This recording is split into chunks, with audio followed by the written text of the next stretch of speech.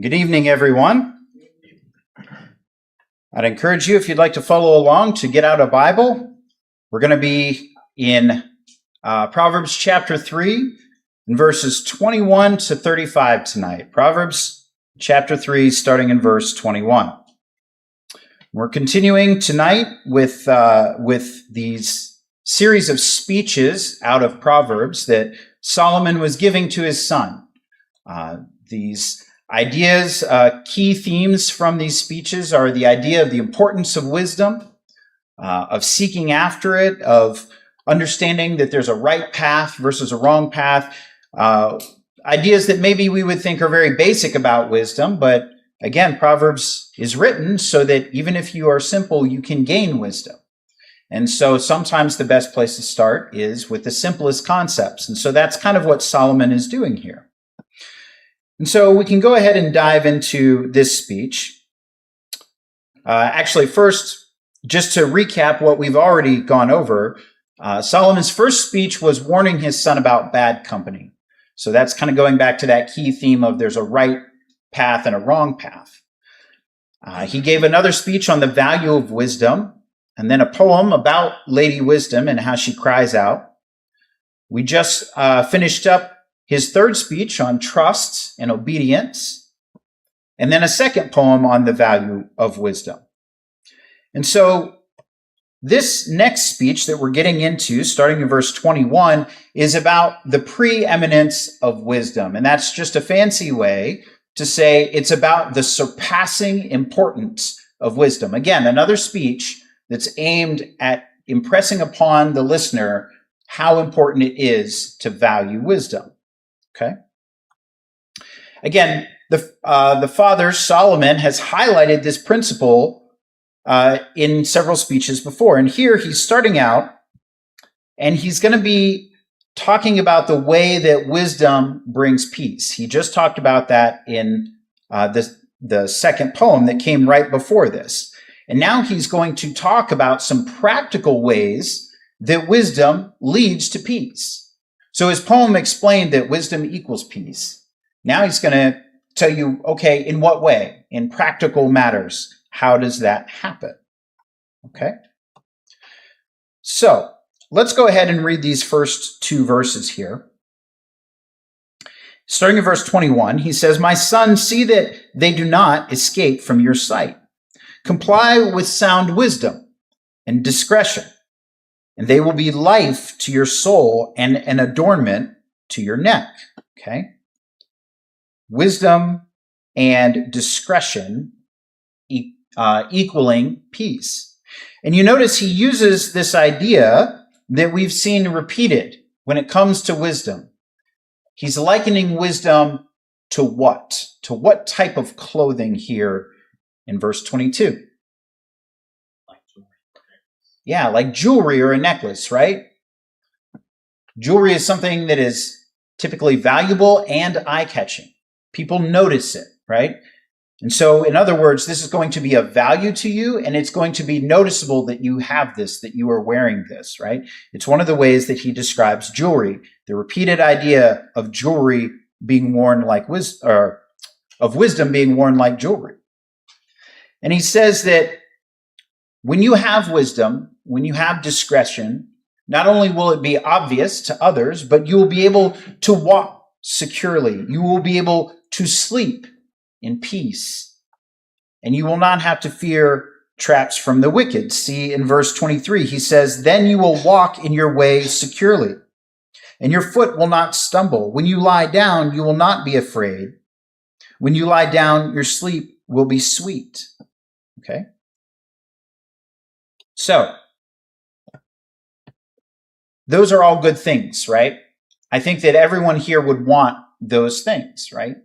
Restful sleep, not being afraid of danger, not being afraid of stumbling, right? And obviously there we're talking about spiritually stumbling, not running into issues and problems in life, okay? Well, that's great. So if the son is listening, as he should, how does Solomon's son get those things? Okay, that's this next part here. He says in verse 25, "Do not be afraid of sudden danger, nor trouble from the wicked when it comes. For the Lord will be your confidence, and keep your foot from being caught. Do not withhold good from those to whom it is due, when it is in your power to do it. Do not say to your neighbor, 'Go and come back, and tomorrow I will give it to you,' when you have it with you." Okay? So, wisdom that leads to peace. How do we get that, right? We could say, well, read the Bible. That's a very vague response, right? Trust in God. Certainly true, but again, kind of vague. Proverbs deals with a lot of practical application, where you're taking truth in the Bible and putting it to action in your life. And Solomon gives his son some ways to act on this advice, ways that he can actually incorporate wisdom into his life. So what is this first piece of wisdom that he gives him? How can his son go about being wise in such a way that it will lead to peace, to sleeping peacefully, to walking securely? How do we get that? By not being afraid. That's one way, right? So again, going to trust in God. The commandments, if you keep the commandments, then that keep the commandments, right? He gives something even more specific, though, in verses 27 and 28. What's he say there? Matt? I wonder if I was wrong track.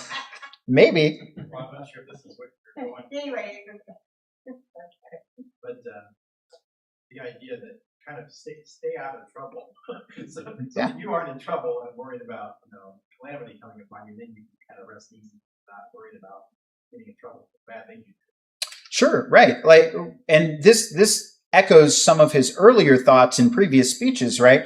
If you are avoiding dangerous behavior by associating with bad company, for example, then you're going to be at less risk. Your life will be more secure because you're not out doing dangerous, ill-advised things. That's one way. Rick? Well, in verses 27 and 28, he's really telling us to do good to others when we can, right? Yeah. He's not saying starve your family, but he's saying when it's possible for you to do so, help the person in need, right? Right. That's right. because of all the benefits, all the blessings that come with that. Yeah. Yeah. So he says, and so you answer these first two questions. He says, first of all, do not withhold good. That's the first piece of practical wisdom he gives in this speech. Don't withhold doing good. And from who? Well, he says, to those who it is due. So let's pause there for a minute. Who would that be? If I'm to do good to those who it is due, who is good due to? Who? my neighbors, everyone, Your neighbors? Everyone? How do you know that, Addie? because God cares for care. He does, right? Right? In the New Testament, we're told to not only to love our neighbors, but Jesus expounded upon that and said that we are to love our enemies, to pray for them, right? So under the new covenant, we should not withhold good from anybody because that's who it's due to, right? Rick? And Jesus makes that comparison. Just like God sends the rain on the just and the unjust, the sun rises to the, I can't remember the exact word, but to the Christian and non-Christian will say, we should be the same way and when we help others and are kind to others. That's Right, exactly. So we should copy God's good nature, right? God gives certain blessings in the world to everyone. The weather, good weather, right? Rain and sunshine, which was critical for people to grow their crops. That was a blessing for all people. It came to the good and the bad, right? And so we should be trying to be like that, giving good to those who it is due. Now, we started to talk about this all the time. Should we be doing this all the time? Oh, yes, I thought you just do it perfect. Well, I've done my duty now. So, bye. Sure. Okay. Any other thoughts? Pat? Yeah, we often talk about the golden rule, right? Treating people the way that we want to be treated, right? Rick? well, the the one verse 27, at least in mine, the translation is like when we have the power to do so. You know, Yeah. as long as we can. Again, not, Right. not hurting your family or anything, but whenever you can. You know. When it is in your power to do it, you know? Now, this I think is really important because there might be times when you want to do some good and you're torn because you don't really have the means necessary to help someone. Okay. Now you might even be willing to sacrifice some of what you have, but maybe you just didn't have enough time or opportunity to help someone. And then you feel waves of guilt because, I wanted to help that person, but I wasn't really in a position to do so. And then you kick yourself for that. And Solomon's saying, you should do good, but when it's within your power to do it. We don't have all the power in the world. We can't always do everything that we would want to do to help someone, right? But this idea that Solomon is talking about, it's similar to the idea in James chapter 4 and verse 17. James chapter 4 and verse 17 says, "So for the one who knows the right thing to do and does not do it, for him it is sin." That's an interesting verse because it's saying not doing the right thing is sin, okay? When you know it's the right thing to do. So if I see an opportunity to help someone and I know that I have it within my power to help them and to do it, then I should do it. And if I don't, then it's sin. Now, Jim could see the exact same opportunity but not realize it's an opportunity. Well, he doesn't realize that that's the right thing to do in that situation. To him, it's not sin because he didn't make that connection, right? This is one of those interesting verses where sin can be a little personal, right? It relies on your understanding of right and wrong to some extent. Rick? That's a good point. If you've ever accidentally, just like you said, didn't make that connection, didn't see or understand that was an opportunity, but like maybe the next day you go, Yeah. I should have done that. Yeah. You just missed it. You didn't mean to miss it. You didn't Right. purpose it. So that's a different one. And that's part of learning, right? Sometimes, you don't make a connection of here's a way for me to help someone. But maybe you see a brother or a sister step up and demonstrate how to help someone. And you learn from that and you say, I didn't realize I could have helped in that way. And so you learn from that. That's not you making sin. That's you learning and growing in Christ. Matt? Take 27 and 28 and 29 together. It almost seems like it's against me having a power to complain. Right. My neighbor's asking for help, and I can help him, and I will help him, but I'm going to be a jerk and make him and come back tomorrow so that I can just kind of like manipulate the guy. Right. Because it makes me feel like a puppet master. Right. Yeah. And while we're there, let's go ahead and read that, right? Let's continue into verse 29. It says, "Do not devise harm against your neighbor while he lives securely beside you." What it's saying there, when he lives securely beside you, that's another way to say while he's living peaceably next to you, right? So if my neighbor's living next to me and he's happy and I'm happy and we're living peacefully, why would I go start something with him? Why would I make sure that, I'm cleaning up my yard, so I'm going to throw all the sticks and the leaves onto his yard? I'm starting problems that I don't need to start, right? Solomon is saying, don't do that. You don't need to pick fights for no reason. Don't do that, especially to your neighbor, right? In verse 30, he says, "Do not contend with a person for no reason if he has done you no harm." Okay? So again, Solomon is expanding on this idea of doing good. First of all, don't put off doing it. Sometimes we could say, well, there's a good thing that I can do, but for whatever reason, maybe I'm tired and I'm not going to do it today. I'll get to it tomorrow. Well, when we don't know if we're going to have a tomorrow, maybe that's not the best attitude to have, right? We should do good when we see the opportunity to do good. So don't put off doing it. Don't devise harm for your neighbor when you're both at peace. Don't pick fights, right? Don't be lazy about doing good and don't stir things up when you don't need to. Now, we kind of already talked about this idea, but who is my neighbor, right? Is it just the people who live on either side of my house? Is it the people 2 houses down the street? Where does the cutoff for my neighbor happen, right? Pat? Those that need our help, right? Let's turn over, hold your finger there in Proverbs, but turn over with me to Luke for just a moment. Luke chapter 10, starting in verse 29 here. Luke chapter 10, verse 29. Someone asks this question, and they ask it to Jesus and say, and who is my neighbor? Asking this very question. And Jesus, you notice, he responds with this parable of the Good Samaritan, which we're all familiar with, right? The Good Samaritan, who ends up helping someone who would, by all rights, normally be an enemy of his, someone who he would normally be at conflict with, and yet he does that man a wonderful service. And so Jesus is kind of making that point that we should love even our enemies. All mankind should be your neighbor. That's the idea that he's getting at here, okay? Now, going back to Proverbs, back in Proverbs chapter 3, back down there, verse 30,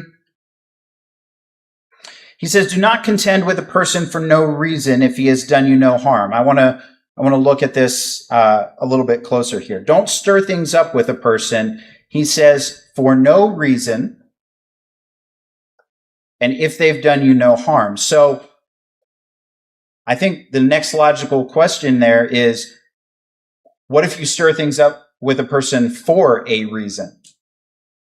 What if they have done you harm? Can you contend with them then, right? What if my neighbor is always insulting me? I pull into my drive and he's out there across his fence yelling mean things to me. Well, he's picking a fight and stirring things up with me. Am I allowed now to contend with him? What if someone does me harm? What if my neighbor gets in such a heated anger with me that he actually tries to harm me? Can I contend with him then? Right? I think, Donna, you had your hand up first.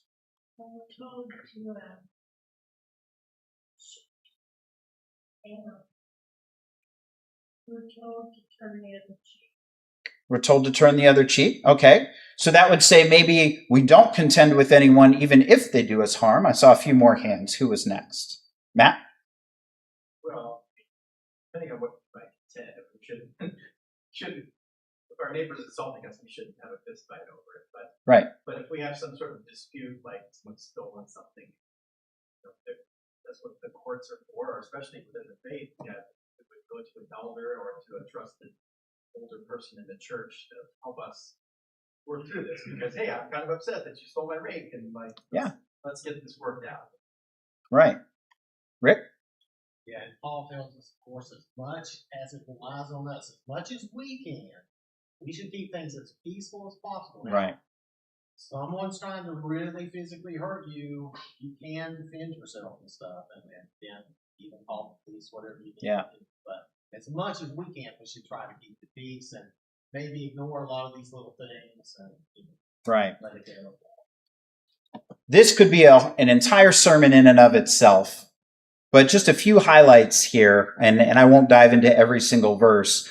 But first of all, like Rick said, the guiding principle is as much as you're able to, as much as relies within your power, you should be trying to live peaceably with your neighbors, right? Now, there are some times where there's some exceptions, right? Just because you're a Christian doesn't mean you have to be a doormat to everything. First of all, we know that self-defense in a few different places in the Bible is defended, right? There are men and women who defend themselves.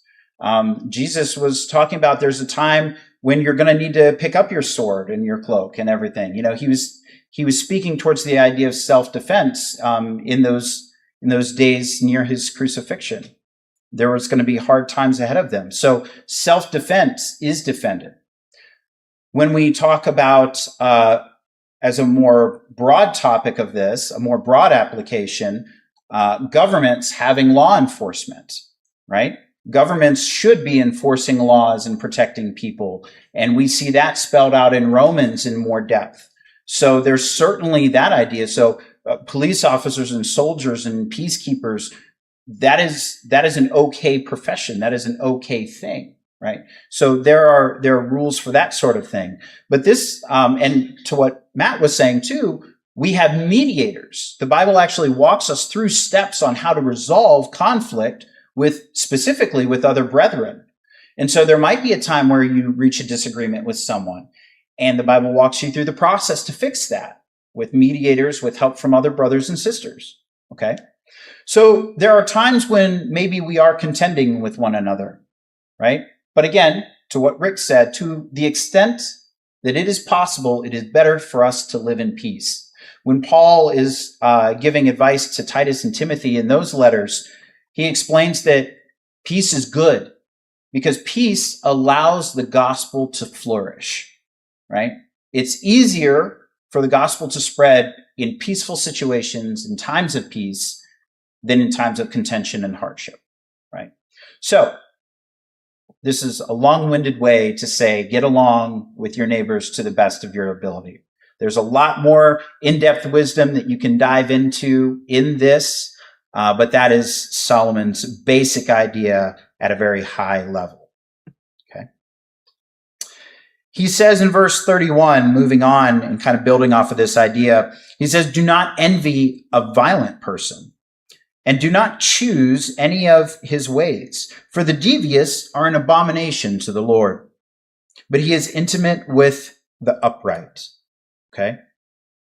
Do not envy a violent person, and do not choose his ways. Again, this is kind of a throwback to his earlier speech, his first speech about avoiding bad company.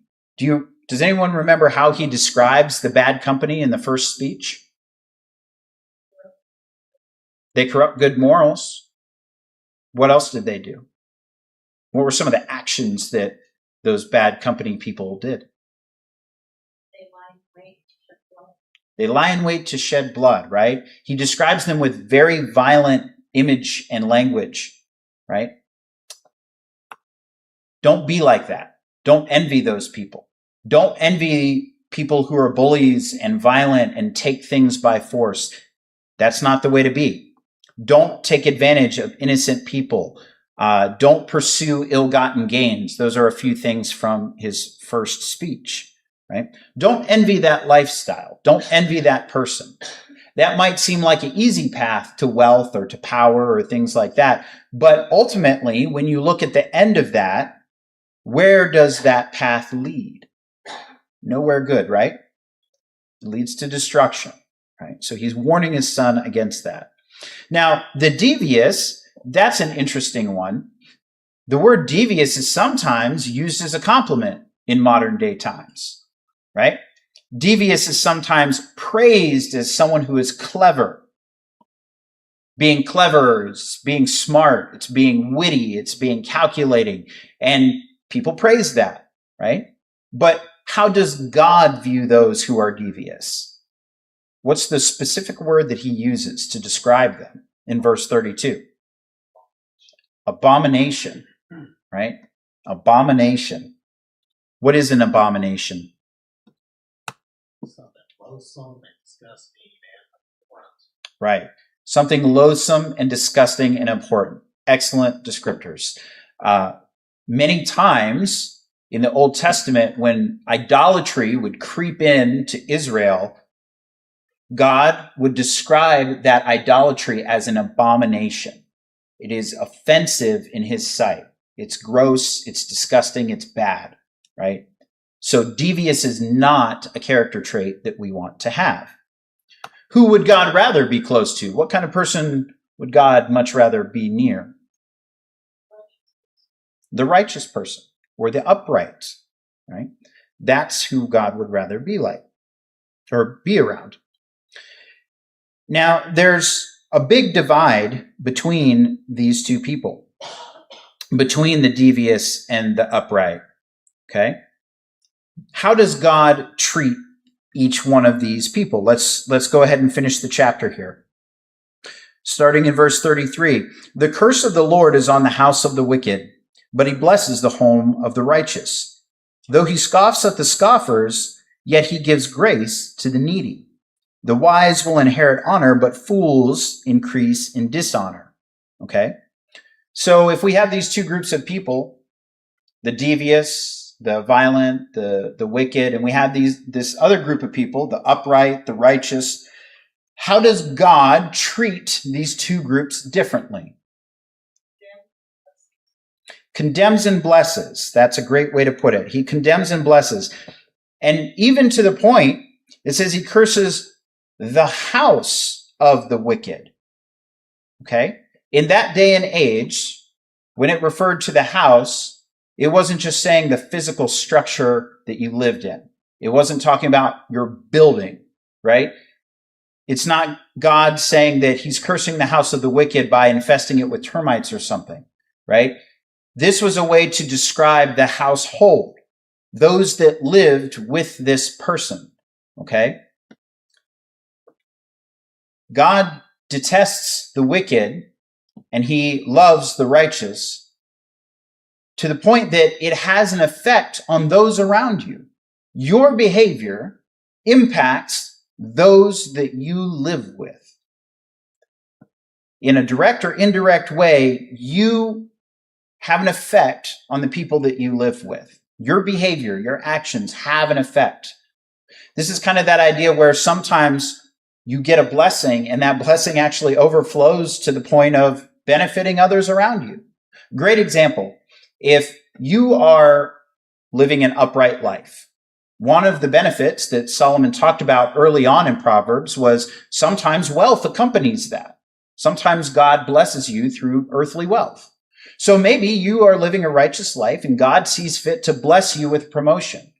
Well, now you have more money. Now your household has more money. That benefits your spouse. That benefits your children. They are blessed through you. In a similar way, if you are living an unrighteous life, perhaps God sees fit that you get a demotion or you get fired. Now you have less income. Now that directly hurts your spouse and your children. So your actions influence and affect those that you are around. It also says that he scoffs at the scoffers. We don't really use scoffing as a word quite as much anymore these days. What is a scoffer? Like a harsh criticizer that's just speaking against a very toxic, contemptuous way. Yeah, someone who talks toxically, contemptuous. There are some TV personas who make a living doing this, or some comedians who make a living doing this, right? They make fun of anything and everything possible. That's how they make their business. That's what their brand is. And so they will scoff and make fun of literally anything that they can, right? God scoffs at these scoffers, where the scoffers might say, why do you believe in God? He's invisible, or he's not real, or whatever they say. And then God turns around and laughs at them in return, right? We don't want to be like that. It says that God gives fools dishonor. He blesses the home of the righteous. He gives grace to the needy, and the wise inherit honor. Okay. So again, it's two paths. You have negative consequences for those who live a wicked life, and you have good consequences to those who live this upright life. Blessings on the house, getting grace when you need it, inheriting honor. Okay? Now, inheriting honor, what do we mean when we say inherit honor? Most of these other blessings make a lot of sense, but what does it mean to inherit honor? Rick? Well, I always think we inherit our honor and our righteousness and stuff with Jesus. So that's how I always think of it. It's God bestowing honor upon us. Yeah. In earthly terms, I would say that a lot of times we'll equate honor to having a good reputation. If we're talking about how we interact with one another, someone who's honorable, right? We tend to view them in a good light. So those who are wise are getting honor because they're living an honorable lifestyle, right? But you could also look at this in the same way that we talk about getting glory in a spiritual sense. When we die, if we have lived righteously, if we've followed God's commands, we have an eternal home waiting for us. When we talk about a crown of glory, a crown of righteousness, that is all wrapped up in this idea of having honor. We will be exalted, honored, glorified. There are many ways to describe it, but ultimately, when this life is over, if we've lived a good life, if we've obeyed God's commands, we will inherit that eternal life, that home with God. That is the honor here that I believe that Solomon is speaking about. All right. We already talked about this a little bit, about how our actions affect others. So I would pause here because we're almost out of time. Pausing at the end of this speech, it's not that long, and Solomon is really just stressing some ideas that we have seen from other speeches about living a good life. But there are practical applications that he gives as examples. He's not giving his son an exhaustive list. This isn't Solomon sitting down and spelling out every good deed under the sun that his son could do. He's simply giving some guiding principles on how to live, specifically with others, by doing good, by having that good Samaritan type of attitude, by not being violent, but not being wicked, by not taking advantage of his neighbor. And when we in the New Testament covenant, when we think about the way that we need to act, we need to apply those same principles, because as we saw, those things are echoed in the New Testament. By Jesus, when we looked at Luke chapter 10, it's echoed by James in James chapter 4. The New Testament builds upon those same ideas. Everyone's our neighbor. We should be treating everyone as such. Now, next week, Lord willing, we'll go into Solomon's fifth speech. And he's highlighting the importance, again, of getting wisdom. Okay? Now, that might sound repetitive, but he's repeating these ideas for a reason. And when he does, he repeats them in slightly different ways. He's usually giving some different type of application for his son to use. And of course, we don't know what time span he gave these speeches over. We don't know if these were all in the course of one evening or over the course of raising that son. I would say it was most likely over a period of time. And so this is something that he's mentioning to his son over and over and over again to drive home this point. So we'll look at that again and see what application that we can pull out of that. So we're out of time tonight. Thank you everyone for your attention.